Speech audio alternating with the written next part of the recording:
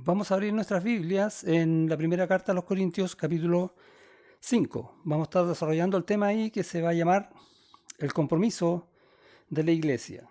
Vemos en el texto que Pablo está llamando la atención a la iglesia por un pecado grave y porque la iglesia aceptó ese pecado dentro de ellos. Y es una situación bastante dura, difícil y lamentable. Y pensamos, bueno, ¿qué tiene que ver esto con el compromiso de la iglesia? Y tratamos de ver una idea, ¿no? Que deberíamos tener un compromiso de no aceptar esos pecados. Por ahí va el tema que vamos a conversar hoy. Eh, Estamos viviendo en un mundo difícil, producto de esta pandemia del virus, y pensemos en lo siguiente, que nosotros somos un hospital de campaña en medio del mundo para que todos aquellos que están infectados lleguen a este hospital y puedan ser sanados, que su salud pueda ser restaurada. Y en el fondo no está lejos de lo que realmente somos. El mundo está infectado por el pecado, que es un virus mortal, que es terrible. Y la iglesia les predica el Evangelio para traerlos a Cristo, al cuerpo de Cristo, para que sean reconciliados con Dios, restaurados y puedan vivir una vida sin pecado. Entonces, tengamos esta idea un rato. Un hospital de campaña que tiene unas puertas que se abren, que es el Evangelio, para que muchos puedan llegar y ser sanados. Por lo tanto, si somos este hospital, ¿qué es lo que tenemos que hacer? Bueno, lo obvio es traer enfermos, traer gente que está infectada para que sea sanada. Y como dije, sin duda el pecado es un virus realmente mortal y está en todo el mundo, no hay ninguno que no esté infectado. Y es tan así que el pecado por años que ha estado conviviendo en la gente, en el mundo, se ha ido amoldando al pensamiento de las personas. De tal manera que hay muchas cosas que ya no llaman la atención, pasan a ser normales. Eh, También se va amoldando a las conciencias y la gente empieza a decir que lo malo es bueno y a veces que lo bueno es malo. Y van radicalizándose posturas. Y el mundo comienza a ser de esa manera. Tanto así que vemos en algunos países que hay ciertas formas de ser propias de la gente de ese país, eh, a diferencia de otras, porque han aceptado más ciertas costumbres que otras. Nosotros los chilenos, por ejemplo, tenemos ciertas costumbres que aceptamos como normales. Vamos a comprar y compramos sin boleta. Total, ¿cuál es el problema? Igual estoy pagando lo que estoy comprando y me lo llevo.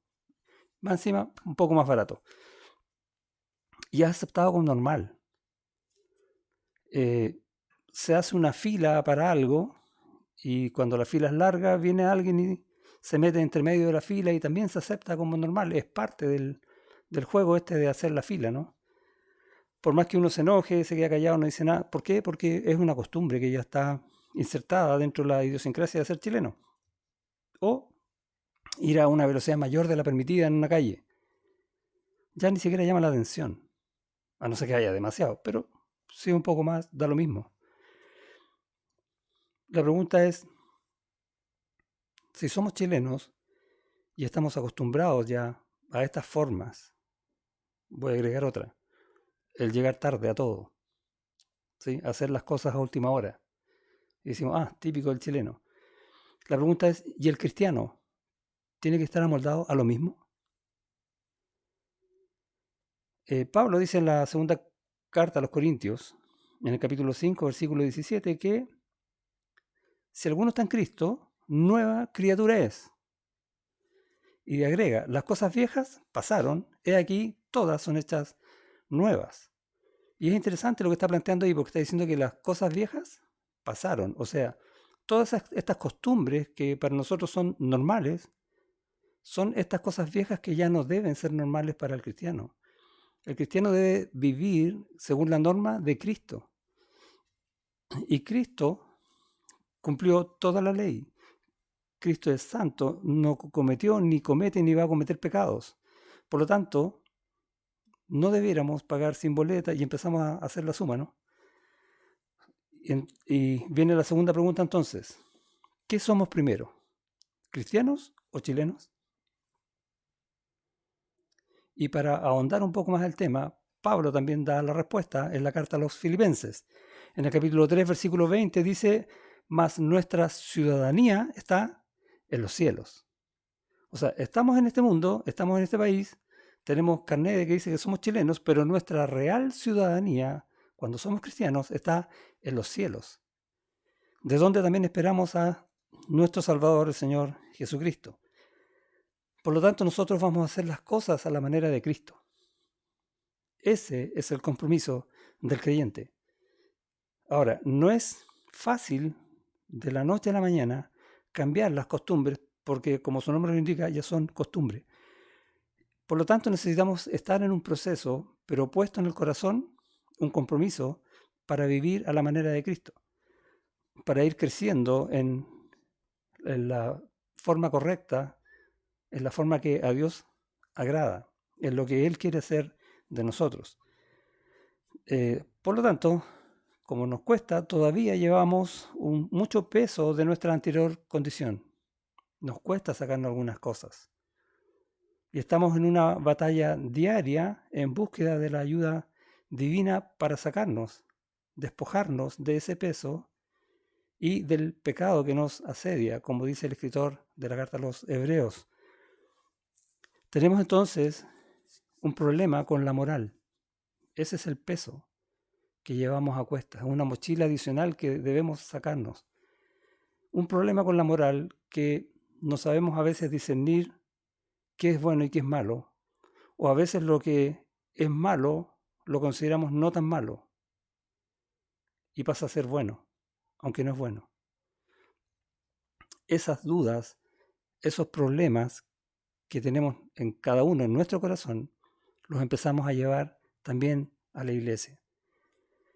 La moral, para definir el término, podríamos decir que tiene que ver con una forma de vida en sintonía con la voluntad de Dios. Entonces, la moral es aquella forma de vida que está en sintonía con la voluntad de Dios. Por lo tanto, no va a ser nada distinto de lo que Dios dice, de lo que Dios enseña, de lo que Dios es.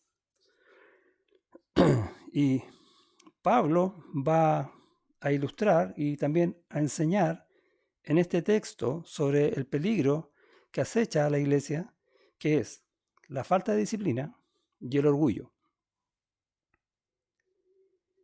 Leemos en el versículo 1, dice, ciertamente yo como ausente en el cuerpo, perdón, eso no es el 1, el de cierto se oye, dice, que hay entre vosotros fornicación, y tal fornicación cual ni aun se nombra entre los gentiles, tanto que alguno tiene la mujer de su padre.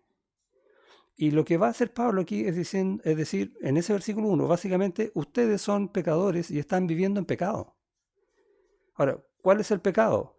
Generalmente tendemos a pensar de que hay uno que está viviendo con su madrastra, con la mujer de su padre. Y es una actitud que la muestra como constante, o sea, que todavía lo está haciendo, que no se ha arrepentido de ese hecho. Pero fíjate bien el texto, dice, se oye que hay entre vosotros fornicación. No está hablando de ese hermano solamente, sino a la iglesia.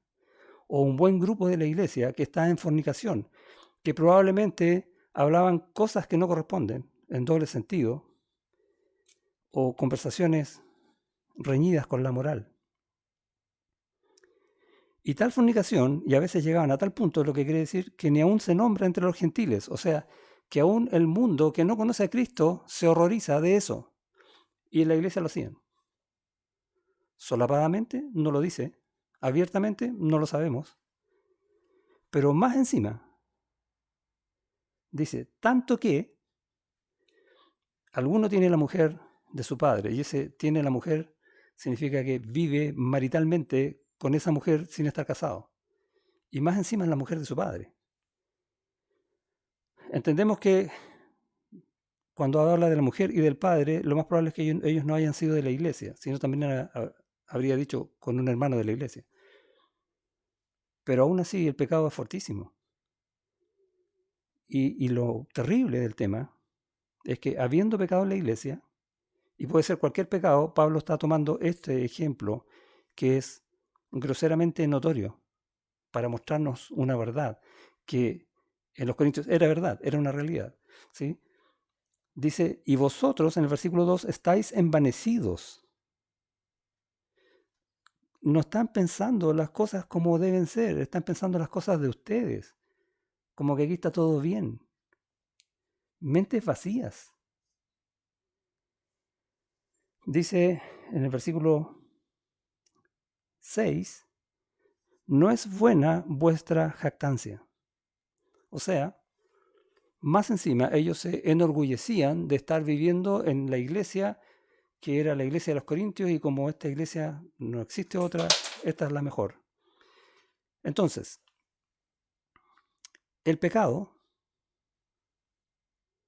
no estaba siendo tomado en cuenta, había falta de disciplina y más encima ellos estaban viviendo orgullosamente. Y esto es lo que Pablo quiere mostrar en este capítulo. La falta de disciplina y el orgullo son pecados terribles que hay en una iglesia que no tiene ningún compromiso con el Señor. Es fuerte decirlo así, pero es la verdad. La disciplina es un gran tema. Y tenemos que saber, bueno, ¿qué es la disciplina? Ahora, Pablo va a enseñar algunas cosas acá, pero esta disciplina que Pablo va a reenseñarles, por decirlo así, a la iglesia, es la disciplina que enseñó el Señor Jesucristo desde el principio, antes de que la iglesia fuera conformada incluso. En Mateo capítulo 18, me acompañan allá, y en el versículo 15 va a decir, si tu hermano peca contra ti. Dice, por tanto, si tu hermano peca contra ti, ya vemos una situación de pecado, ve y repréndele estando tú y él solos, si te oyere, has ganado a tu hermano. Y la idea de la disciplina acá, porque esto es disciplina, es juntarse el pecador con aquel que haya sido sujeto del pecado. ¿Para qué? Para evidenciar, mira, aquí hay un pecado, para que haya perdón, para que haya restauración. Entonces, si alguien peca contra mí, yo lo llamo y le digo, mira, hiciste este pecado contra mí, yo te perdono. ¿Estás dispuesto a arrepentirte? Y si se arrepiente, has ganado a tu hermano. Se soluciona el problema y se restablece la condición de comunión y de amor que debe haber siempre en la iglesia.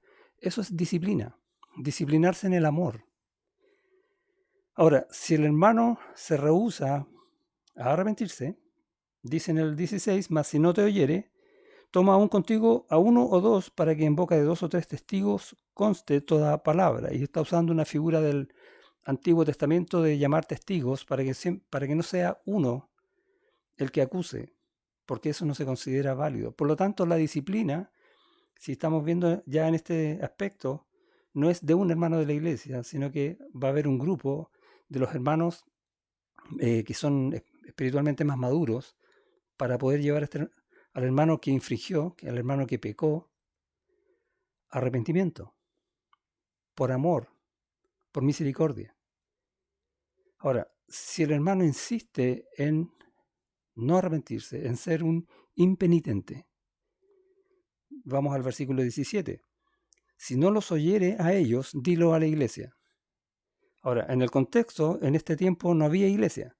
Dilo a la asamblea y está hablando de un grupo de personas de la iglesia y entendemos ahí la figura de la membresía de la iglesia, que aunque no aparece como tal en la Biblia, se entiende que hay una membresía de hermanos que van a tomar decisiones respecto de la iglesia, en especial de la disciplina. Entonces, si no los oyere a ellos, dilo a la iglesia, y si no oyere a la iglesia, se sigue con esta actitud de rebeldía, tenle por gentil y publicano. ¿Qué significa esto? Considéralo como si fuera un no creyente. ¿A quién? A un hermano. Recuerda que el texto partió así: si tu hermano peca contra ti, es un hermano en la fe, es creyente, pero si persiste en su dureza de corazón, tenemos que empezar a tratarlo como un no creyente. ¿Y qué tenemos que hacer con un no creyente? Predicarle el evangelio. Siempre una actitud de amor. Voy a ir al Bueno, el versículo 18 dice, de cierto os digo que todo lo que atéis en la tierra será atado en el cielo y todo lo que desatéis en la tierra será desatado en el cielo. No voy a explicar toda la profundidad que hay en el pasaje, pero básicamente está diciendo que esto viene de parte de Dios, que Dios concede autoridad a la iglesia para ejercer la disciplina. Mira lo que dice después en el 19. Otra vez os digo que si dos de vosotros se pusieran de acuerdo en la tierra acerca de cualquiera cosa que pidieren, les será hecho por mi Padre que está en los cielos. Ahora, esta cualquiera cosa que pidieren no es cualquier cosa, está en el contexto del pasaje. O sea, es cualquier solución a la que hayan llegado, sea una restauración del hermano, o sea, que tenga que ser expulsado, tenerlo como gentil y publicano. Que todo eso está aprobado por Dios. ¿Por qué? Porque Dios es parte del proceso. Mira el versículo 20. En Mateo 18:20 dice, porque donde están dos o tres congregados en mi nombre, allí estoy yo en medio de ellos. O sea, si el hermano permanece impenitente, no arrepentido, tenemos que tenerlo como gentil. Y llegar a esta decisión dura de tratarlo como un no creyente y comenzar a predicarle el Evangelio de nuevo. De hecho, para la iglesia va a ser ahora una visita.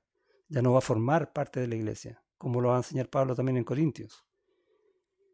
Y donde están dos o tres congregados en mi nombre, en el fondo, donde está este grupo de la iglesia que tomó tal decisión, la tomó en el Señor, con el Señor. Por eso que el versículo dice que donde están dos o tres congregados en mi nombre, allí estoy yo en medio de ellos.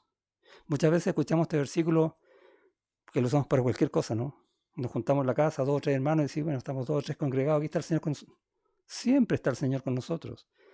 Este versículo está diciendo que el Señor está en nosotros, con nosotros y por nosotros, dándonos la autoridad para ejercer su justicia en medio de la iglesia. Eso está diciendo el versículo. Entonces, tenemos autoridad de parte de Dios para impartir disciplina en la iglesia. Por lo tanto, es un deber de la iglesia impartir la disciplina. ¿Cuál es el objetivo de la disciplina? Restaurar al hermano que cayó en pecado. Reconciliarlo con el Señor y con la iglesia. Esa es la finalidad, eso es lo que busca. Ahora, ¿cuándo un hermano va a ser expulsado de la iglesia? Cuando no se quiere arrepentir. Entonces, la pregunta es, ¿y el problema entonces es de la iglesia? No, es del hermano. ¿Qué estaba ocurriendo en Corintios? En Corintios no aplicaron la disciplina y el problema ahora pasó a ser de la iglesia, que aceptó pecado en medio de ella, como que si fuera una situación normal. Por lo tanto, la disciplina es un compromiso de la iglesia en el Señor, porque el Señor está obrando en la iglesia, en su justicia, para esta disciplina, para restauración con el pecador. Y el paralelo, volvemos a los Corintios, en el capítulo 5 está en el versículo 5. Voy a leer desde el 4 para tener la idea.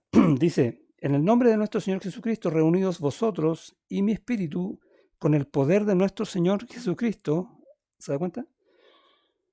El tal, este pecador, sea entregado a Satanás para destrucción de la carne, a fin de que el espíritu sea salvo en el día del Señor Jesús. Duro, ¿no? ¿Qué significa esto de que sea entregado a Satanás? Bueno, es difícil la interpretación del pasaje, pero obviamente significa que salga de la iglesia. Voy a ir al versículo 6 de nuevo. ¿No es buena vuestra jactancia? ¿No sabéis que un poco de levadura leuda toda la masa? Versículo 11. Más bien os escribí que no os juntéis con ninguno que, llamándose hermano, fuere fornicario o avaro o idólatra o maldiciente o borracho o ladrón, con el tal ni aun comáis. Dicho en términos más modernos, ni siquiera chatees en Facebook o le des likes, me gusta. ¿Por qué? Porque él está en una condición de pecado. Lo que dice el versículo 5 no solo parece que es muy fuerte, es muy fuerte. Ahora, dice que el tal sea entregado a Satanás. ¿Qué quiere decir esto?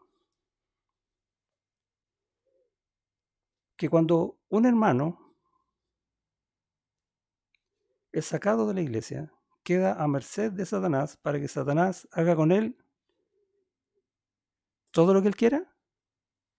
No, todo lo que Dios le va a permitir a Satanás con ese hermano. Y hay ejemplos bíblicos. Job, ¿le suena Job? Job, de hecho, no había cometido pecados, no estaba en disciplina. Pero vemos este paralelo. Y Satanás fue muy duro con Job. Pero Dios permitió eso en su vida para que Job terminara conociendo a Dios de una manera extraordinaria, que es precioso ver el último capítulo del libro, que de otra manera nunca lo iba a conocer. ¿Quieres otro ejemplo? Pedro. ¿Recuerdas que Jesús le dijo a Pedro, Satanás me ha pedido para zarandearos, le dice. Entonces, ¿qué le dijo? Satanás quería trabajar con Pedro, darle duro, y el Señor lo permitió. ¿Y qué terminó siendo Pedro? Recordamos el pasaje, ¿no? Negó al Señor Jesucristo 3 veces. Pero vemos al final en el Evangelio de Juan cuánto se desarrolló el amor de Pedro por el Señor. Señor, yo te quiero. ¿Y qué le dice el Señor Jesucristo? Apacienta mis ovejas, porque ya estaba listo.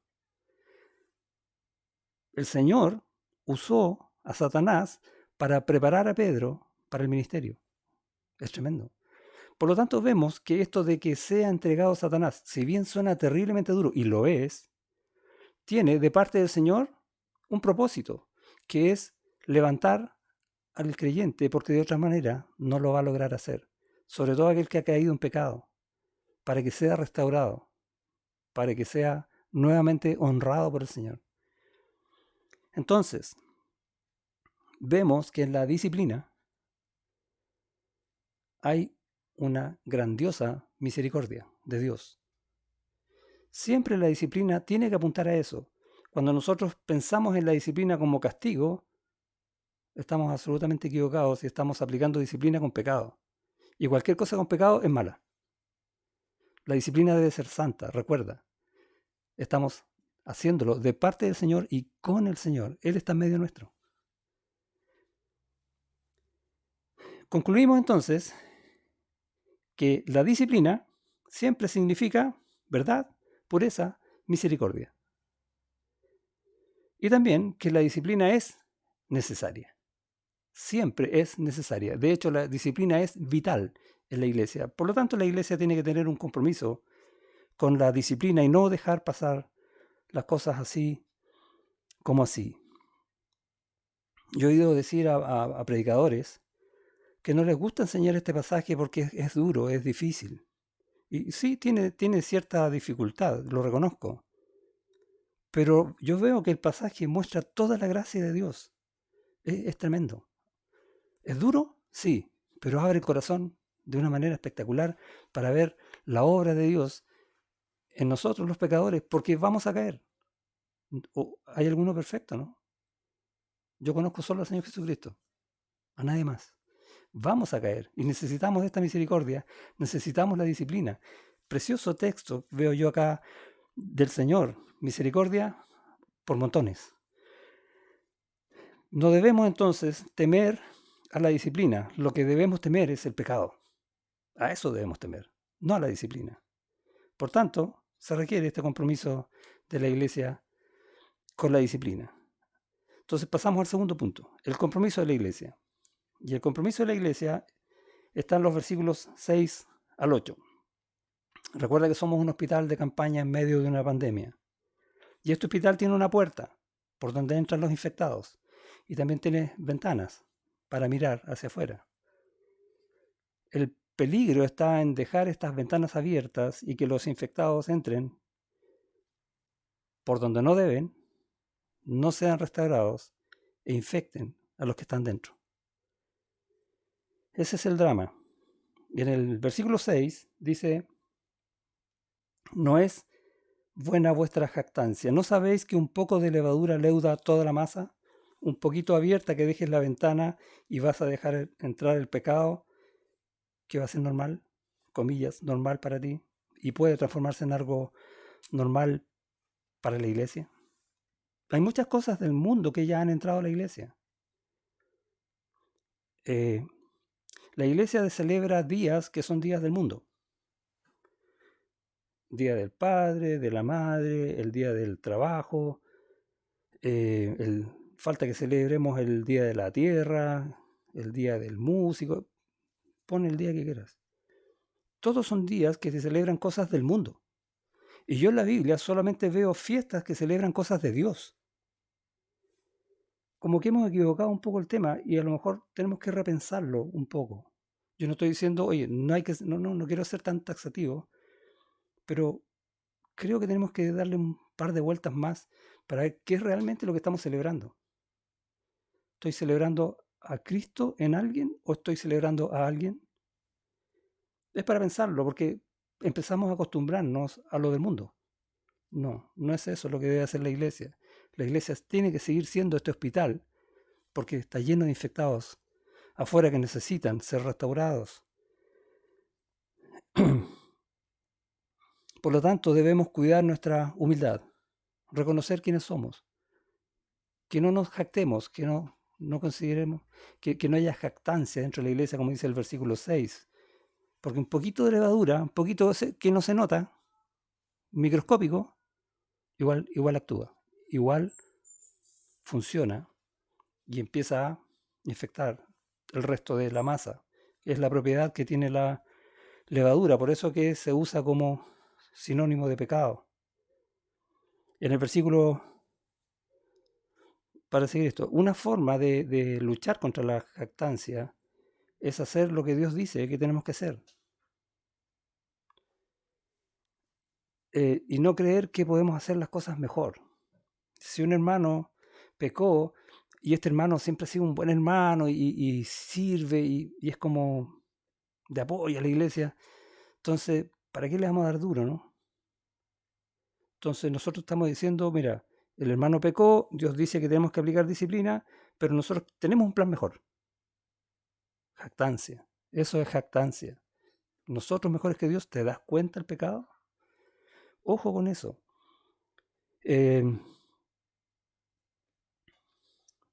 Cuando los fariseos, allá en Juan capítulo 8, llevan a Jesucristo a una mujer adúltera y dice que la sorprendieron en el acto de adulterio propiamente tal, ¿sí? ¿Qué les dice el Señor Jesucristo? Que el que esté libre de pecado tire la primera piedra, ¿cierto? Ahora, ¿cuál era el pecado que tenían ellos? Y uno piensa, deben haber tenido un montón de pecados. No. Cuando el Señor Jesucristo le dijo eso, Él les dijo eso porque Él sabía que ellos sabían cuál era su pecado. Ellos actuaron, comillas, conforme a la ley, ¿sí? Por eso dijeron, esta mujer fue sorprendida en adulterio, tiene que ser apedreada. Eso decía la ley. ¿Dónde dice eso la ley? Deuteronomio capítulo 22, versículo 22. Léelo después. ¿Qué dice ese versículo? Que ambos tenían que ser apedreados. La mujer y el hombre sorprendidos en adulterio. Pero ellos trajeron solo a la mujer. Estaban en pecado, ¿no? Sí. Y ellos lo sabían. Por eso el Señor Jesucristo les dijo lo que les dijo. O sea, nosotros tenemos que hacer las cosas como Dios dice que se tienen que hacer. No a nuestra manera, porque si no vamos a ser jactanciosos, como dice el versículo 6. Entonces, el primer compromiso que tenemos que tener es cuidar nuestra humildad. Segundo, versículo 7. Debemos dejar la línea de reconciliación con Dios abierta. Versículo 7 dice, limpiaos pues de la vieja levadura. Anda al Señor arrepentido y pide perdón por tu pecado. ¿O es vergonzoso hacer eso? ¿Qué dirá la gente? ¿Cuál es el problema en hacerlo? Porque nos cuesta, ¿no? No cierres la línea, déjala abierta, porque el Señor quiere perdonarte. Y hay promesas del Señor para eso. Primera de Juan capítulo 1, versículo 9. No lo voy a decir ahora, lo lees tú. Y ahí está la promesa respecto del perdón de pecados, cuando vas arrepentido al Señor. Dice, limpiaos pues de la vieja levadura para que seáis nueva masa, sin levadura como sois, porque el Señor ya nos hizo santos. Nosotros manchamos eso, pero el Señor nos hizo santos. A los corintios también. Es interesante ver esa figura. La iglesia fue comprada por Cristo a precio de su sangre, y eso nos limpió los pecados. Sin levadura como sois, porque nuestra Pascua, que es Cristo, ya fue sacrificada por nosotros. Él ya murió, ya dio su sangre por ti y por mí. ¿Crees eso? ¿Has entregado tu vida al Señor? Pues si no lo has hecho, ahora es tiempo. Él quiere perdonarte de todos los pecados y que tengas esta línea de reconciliación abierta con Él. Y no vayas al infierno.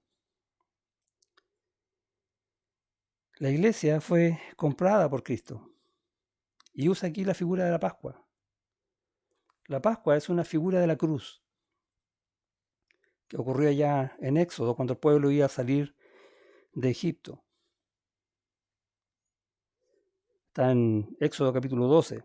Vemos ahí que Dios no miró dentro de la casa quién era digno de ser salvado. No vio eso. Él miró la sangre en el dintel y en los postes de la puerta. Por eso salvó. Por la sangre. Ninguno merece algo. Ninguno de nosotros. Pero recibimos gracia en la sangre que fue derramada en la cruz. Ese es el Evangelio. Y eso es lo que está diciendo acá. Sin levadura como somos, sin pecado, así nos llamó el Señor. Porque nuestra Pascua, que es Cristo, ya fue sacrificada por nosotros. Y en el versículo 8, así que celebremos la fiesta no con la vieja levadura, ni con la levadura de malicia, ni de maldad, sino con los panes sin levadura, de sinceridad y de verdad, afrontando el pecado y yendo en arrepentimiento al Señor, practicando la disciplina en la iglesia, reconociendo nuestra humildad delante del Señor y dejando esta línea de reconciliación abierta. Ese también es un compromiso de la iglesia. Los antiguos, en el tiempo del Antiguo Testamento, celebraban la fiesta de los panes sin levadura y duraba 7 días. Esto que está hablando aquí en el versículo 8. 7 días, tremenda fiesta de santidad al Señor. Nosotros, dice, tenemos que celebrarla ¿cuándo? Todos los días, siempre. Porque nuestra Pascua es perfecta, es Cristo. Porque ya somos puros, por tanto, debemos caminar siempre en santidad. Ese es el compromiso del creyente. No agreguemos cosas a la sangre. No. No agreguemos palabras a lo que el Señor dice. Hagamos lo que Él dice. La falta de compromiso introduce pecados en la iglesia. Es como abrir las ventanas del hospital.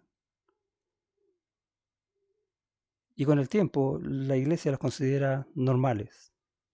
Y es terrible caer en eso. Pensemos lo siguiente, el resfrío, ¿sí? Todos nos resfriamos por lo menos una vez al año. ¿Cuándo? En invierno. Entonces la pregunta es, ¿el resfrío es normal? No es normal. El resfrío es una enfermedad. Ahora, es normal que en invierno nos resfriemos, pero es al revés. No es normal que nos resfriemos, ¿sí? Porque es una enfermedad. Por lo tanto, tenemos que cuidarnos. Es lo que decía, este compromiso, ¿no? De ser humildes, de mantener la línea de reconciliación con el Señor, de celebrar al Señor cada día en nosotros. Y tenemos que tratar esa enfermedad así que nos resfriamos también, ¿o no? Disciplina, compromiso de la iglesia con el Señor. Por lo tanto, el compromiso es aprender a vivir en sintonía con la voluntad de Dios y con el Señor dentro de la iglesia. Él estando con nosotros para tomar las decisiones que tenemos que tomar. Nosotros no nos mandamos solos. A veces cantamos, hay una alabanza que se llama Contempla a Dios, ¿sí? Y dice, en su trono está, venid y adoradle. Y nos emocionamos cantando eso, realmente es muy linda alabanza.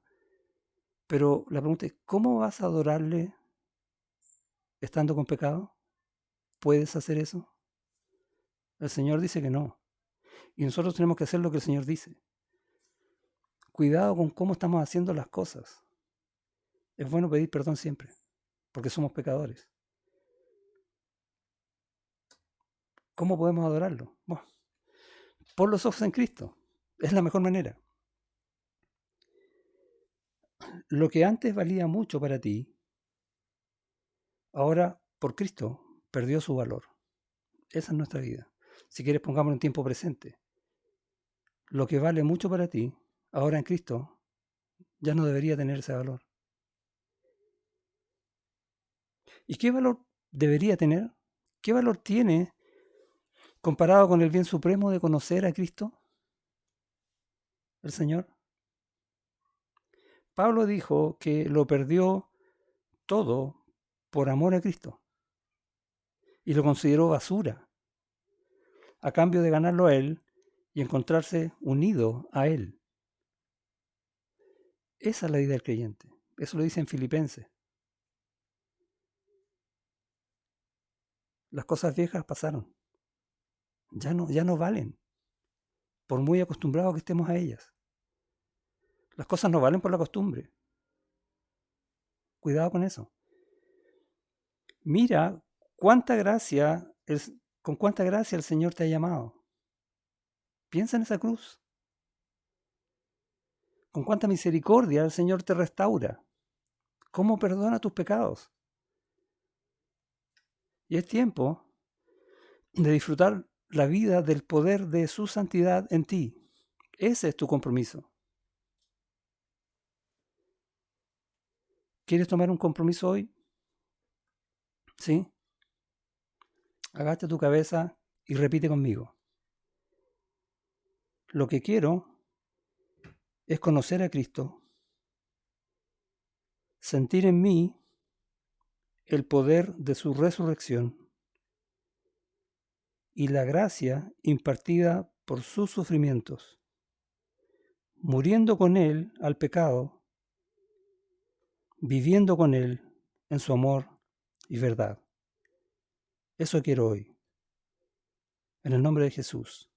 Amén. Oramos para terminar. Señor, hemos abierto tu palabra y hemos visto una verdad tan grande que nos hace ver la realidad de la forma como tú la ves. Sabemos que somos pecadores, sabemos que somos débiles, pero también nos damos cuenta que tenemos que tomar un compromiso real contigo y que tú nos das el poder para cumplirlo. Ayúdanos a aprender a vivir en disciplina. ¿Cuántas veces vamos a pecar uno contra otro? Ayúdanos a resolver las cosas en tu Hijo, en Cristo, con Él, para reconciliación y amor en la iglesia, para que el testimonio de la iglesia no se eche a perder. Ayúdanos a comprometernos, a tener este compromiso que si decimos que amamos a la iglesia, no nos vamos a hacer un lado permitiendo que el pecado la debilite. Ayúdanos a cuidarnos unos a otros, a cuidar el cuerpo de Cristo, a cuidar el nombre de Cristo en nosotros, en nuestros actos. Ayúdanos a crecer en ese compromiso hoy, cada día, siempre. En el nombre de Jesús. Amén.